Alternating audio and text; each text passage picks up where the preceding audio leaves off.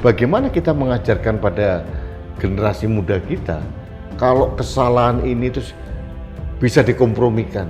Kemudian kesalahan ini, kita harus permisif. Orang yang pernah dipecat, melanggar HAM, itu kemudian pernah membunuh sekian puluh orang. Dan tiba-tiba mendapatkan bintang. Dan yang lain diem, nggak ada yang berani bersuara. Betul. Tapi, bagaimana seorang presiden dengan segala kekuasaannya yang tanpa batas, menabrak semua undang-undang, kemudian dia memaknai undang-undang sakarpe diri, dan yang lain diam. Iya. Itu negara mau jadi apa? Itu yang aku bukan lagi pikirkan ya, yang aku harus punya cara. Caranya gimana? Bagi saya cara mbok-mbok aja. Cara mbok-mbok itu bi? Cara mak-mak. Gini loh, Bu. Kalau orang yang nyolong itu namanya maling, tetap itu harus dihidup-hidupkan. Kalau kamu jahat, itu kamu ngerampok, misalnya kayak gitu, itu tetap harus dihidup-hidupkan. Karena tanpa itu seolah-olah itu sah-sah semua. Ini harus ada yang namanya predikatnya apa sih orang kayak begini. Kita harus memberikan itu kepada anak-anak. Jadi harus berani membuat social classification ya. Iya. Ini loh, ini kejadian, ini maling loh. Maling loh. Gitu. Nah, ini pengecut, iya. Ini ngapusi, gitu. Ini tukang ngapusi. Itu harus.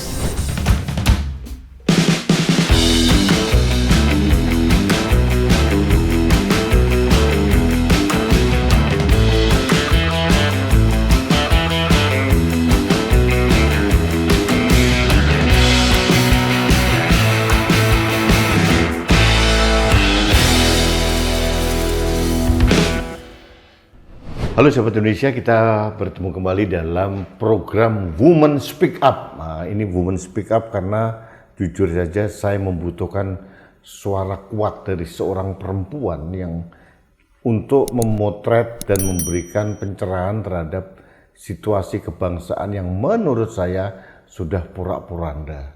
Moral, etika kita sudah ambruk dan semua keharaman-keharaman ini seolah-olah ditutup dengan jubah putih dan ditampilkan seperti seolah-olah halal gitu.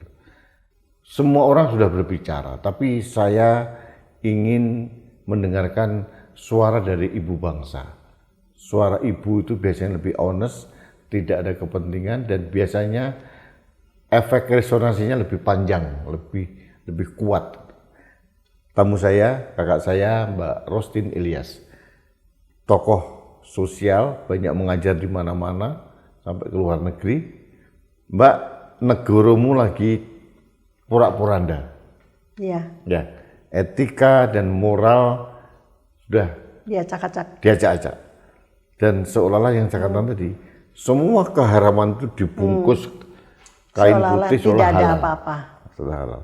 Dan kita dipaksa untuk begitu.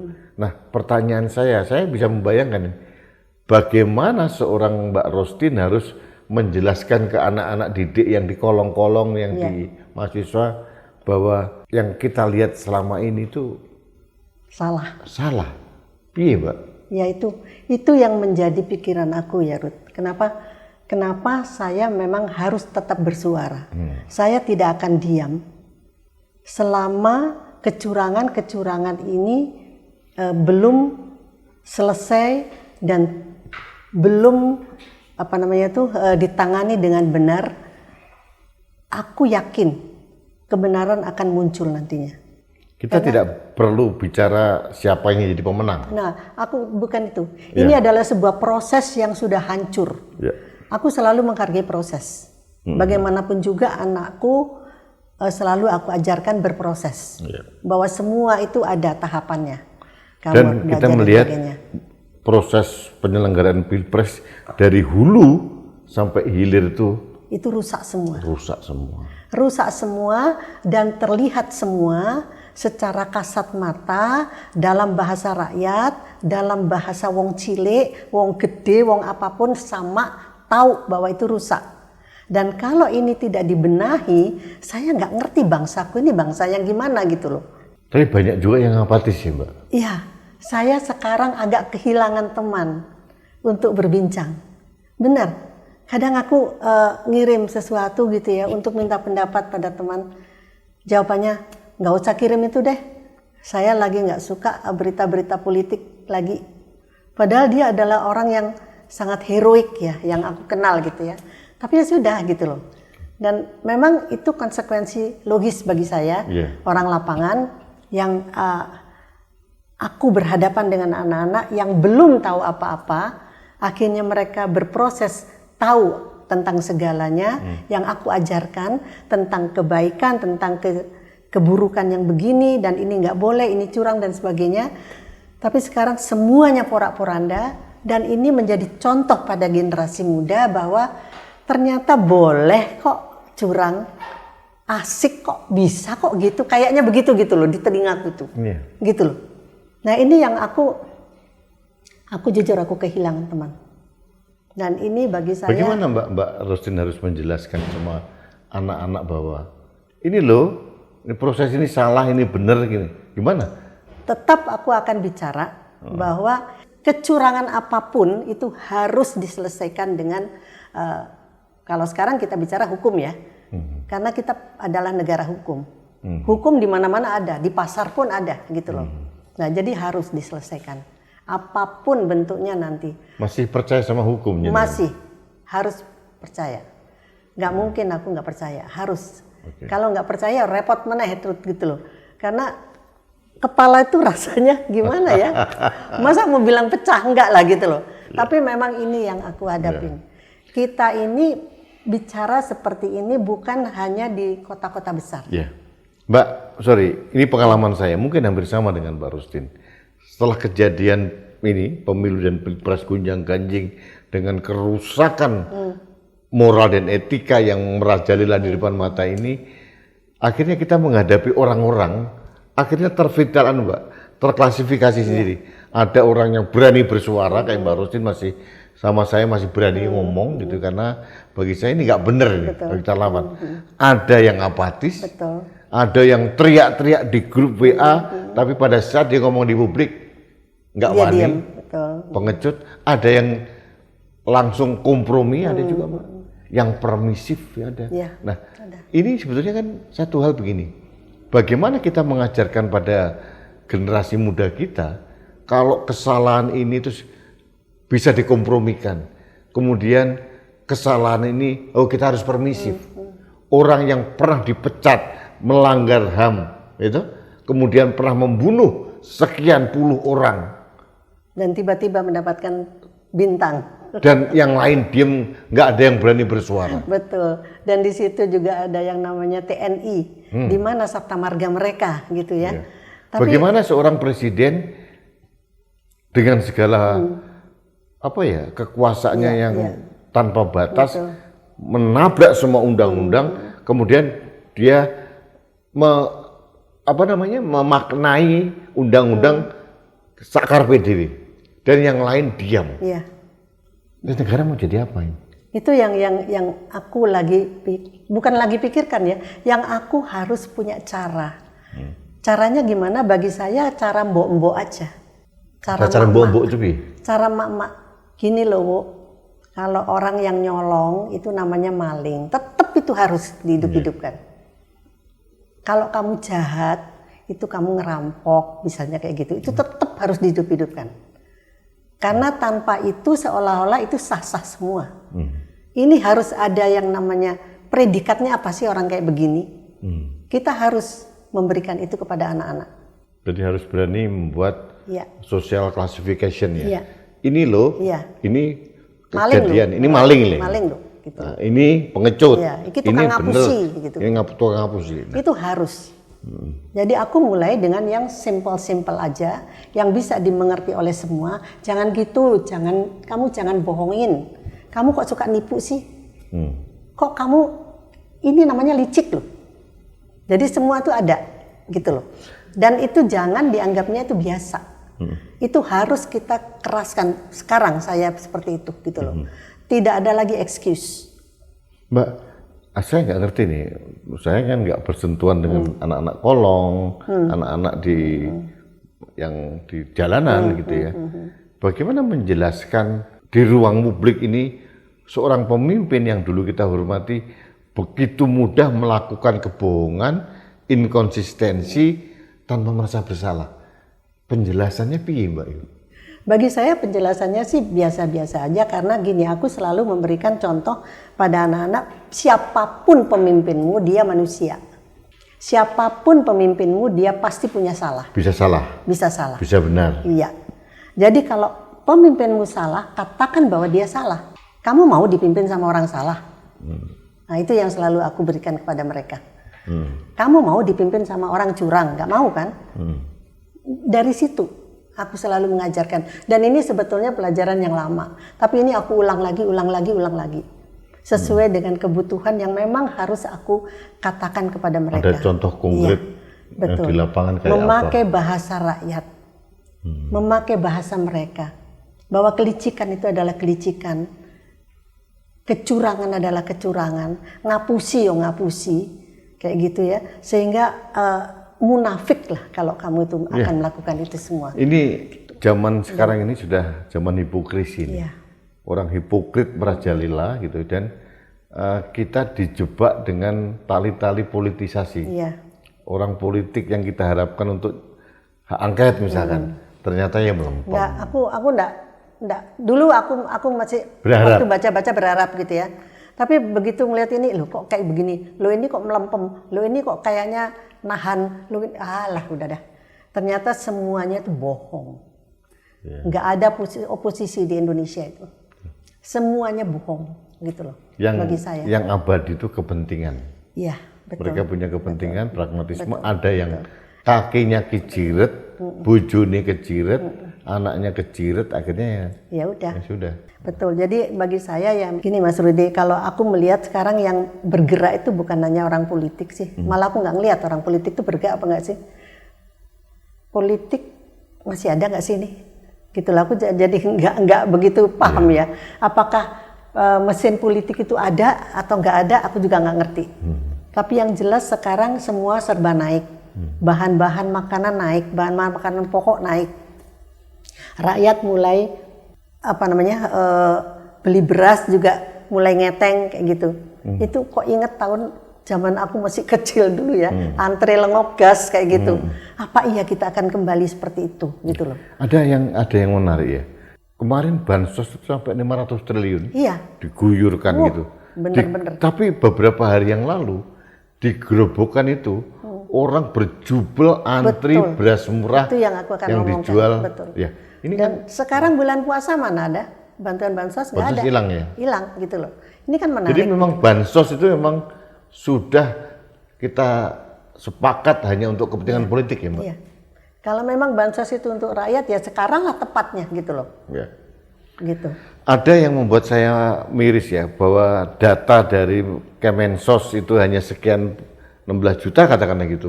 Ternyata bansos itu dibesarkan jadi 30 juta.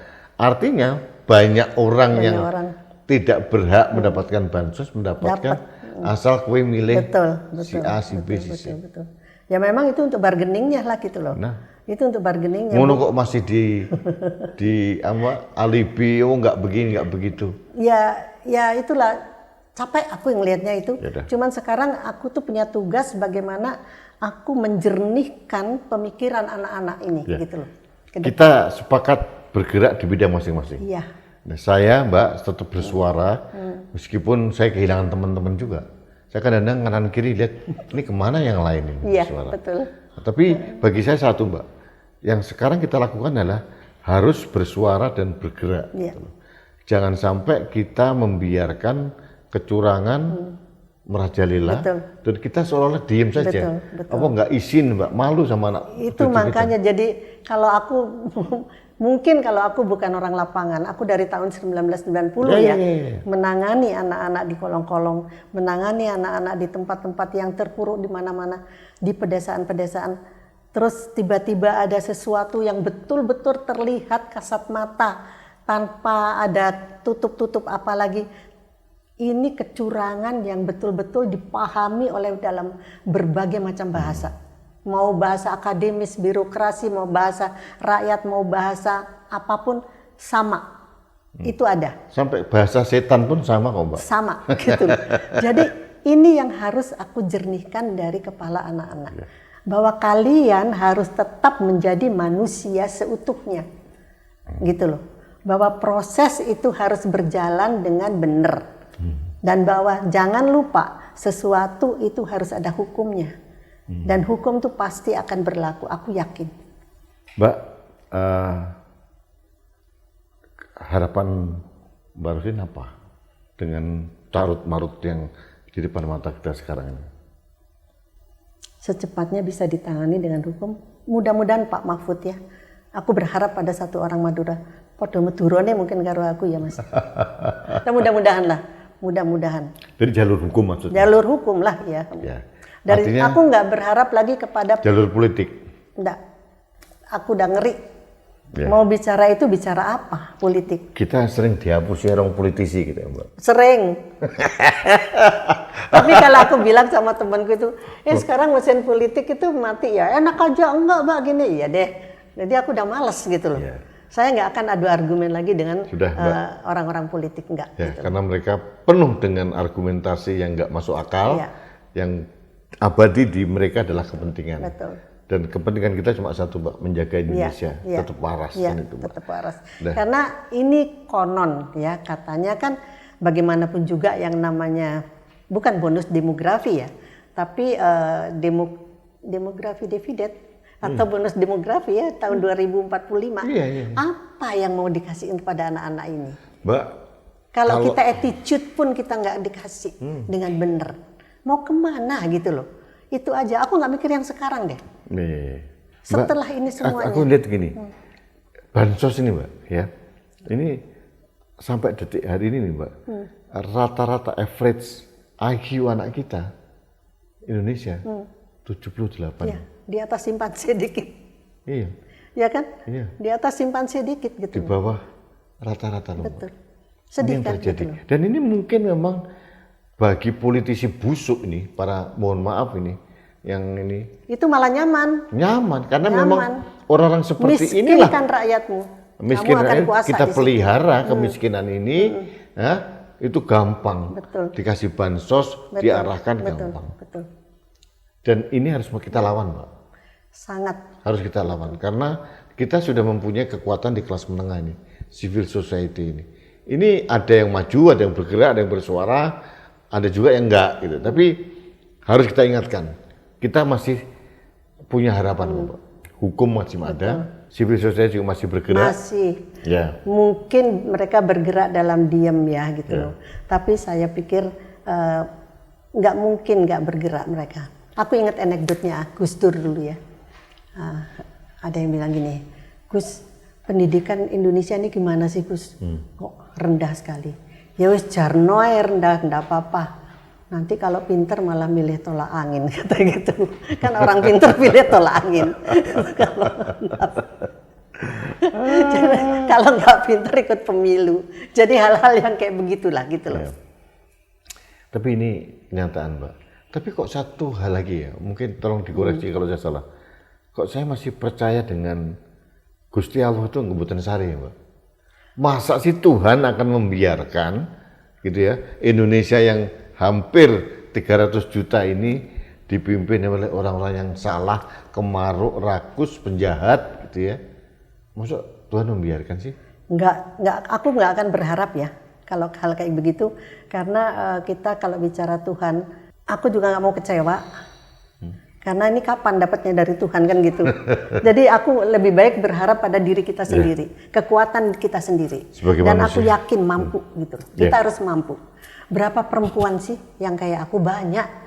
Cuman mereka itu nggak perlu ngomong seperti saya, mungkin nggak perlu dia akan bicara bahasa politik atau apapun, tapi dengan sikap.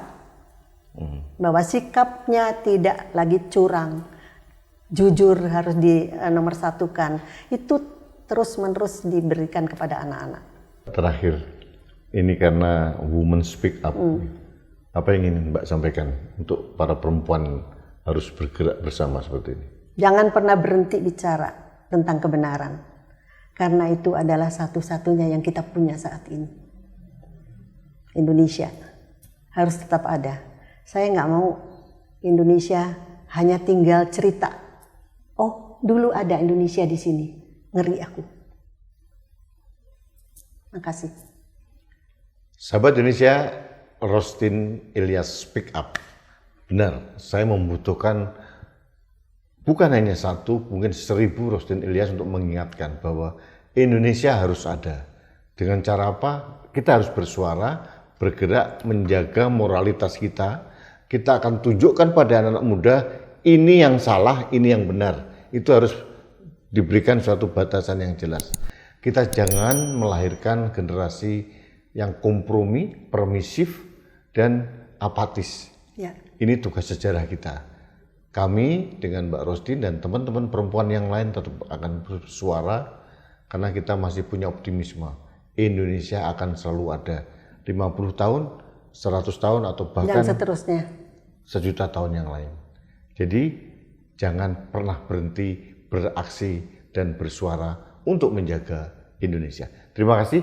Kita bertemu kembali dalam Women Speak Up berikutnya. Sampai jumpa.